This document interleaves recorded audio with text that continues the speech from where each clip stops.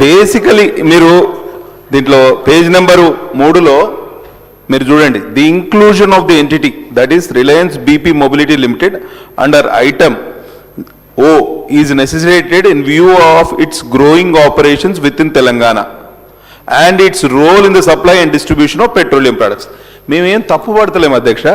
ఒక్కటే మా ఆలోచన ఏందనంటే, తరచూ ఆదానీలను అంబానీలను తిడుతూ ఉండే కాంగ్రెస్ నాయకులు ఇవాళ అదే అంబానీ సంస్థ రిలయన్స్ బీపీ మొబిలిటీ లిమిటెడ్కి వాళ్ళు వెసులుబాటు కల్పిస్తున్నారు. వ్యాపారం ఎవరైనా చేసుకోవచ్చు, దాంట్లో తప్పేమీ లేదు. మేము దాన్నేమి తప్పు పడతలేము. కానీ పశ్చిమాసియాలో సంక్షోభం ఉంది అధ్యక్ష. ఎక్సైజ్ డ్యూటీ కేంద్ర ప్రభుత్వం పెట్రోలు మరియు డీజిల్ మీద 10 రూపాయలు తగ్గించింది అధ్యక్ష. ఇవాళ దానివలన డీజిల్ మీద ఎక్సైజ్ డ్యూటీ ఈజ్ 0. పెట్రోల్ మీద కేవలం 3 రూపాయలు మాత్రమే ఎక్సైజ్ డ్యూటీ కేంద్రం వసూలు చేస్తాను.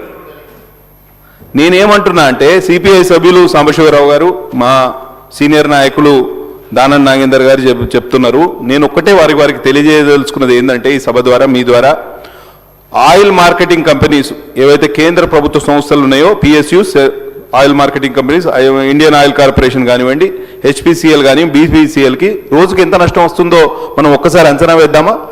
రోజుకు పశ్చిమాసియా సంక్షోభం వలన 2400 కోట్ల రూపాయల నష్టం జరుగుతుంది.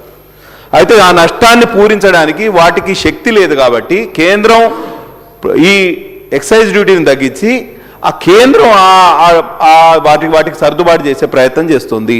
దాన్ని మనం అందరూ అప్రిషియేట్ చేయాల్సిన అవసరం ఉంది. ఇవాళ బ్రెంట్ క్రూడ్ ప్రైస్ ఎంత ఉందో తెలుసా అధ్యక్ష? ఇవాళ విపణిలో మార్కెట్లో $111 పర్ బ్యారెల్ ఉంది అధ్యక్ష. అదే మన తెలంగాణ రాష్ట్రానికి వచ్చే వరకు 2014లో వ్యాట్ ఎంత ఉండే? 28% ఉండే. ఇవాళ ఎంత పెంచినాం అధ్యక్ష? 35% పెరిగింది.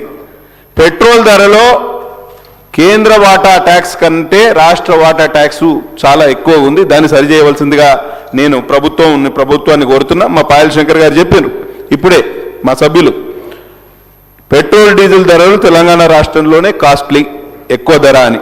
మరి మంత్రి గారు సమాధానం చెప్పాలి. కేంద్రం తన బాధ్యత తీసుకొని ఇవాళ 10 రూపాయల ఎక్సైజ్ డ్యూటీ తగ్గించింది. మీరు బాధ్యత తీసుకొని వ్యాట్ని తగ్గించి ప్రజలకు ఉపశమనం కలిగించాలని మీ ద్వారా కోరుతున్నా అధ్యక్ష. ధన్యవాదాలు.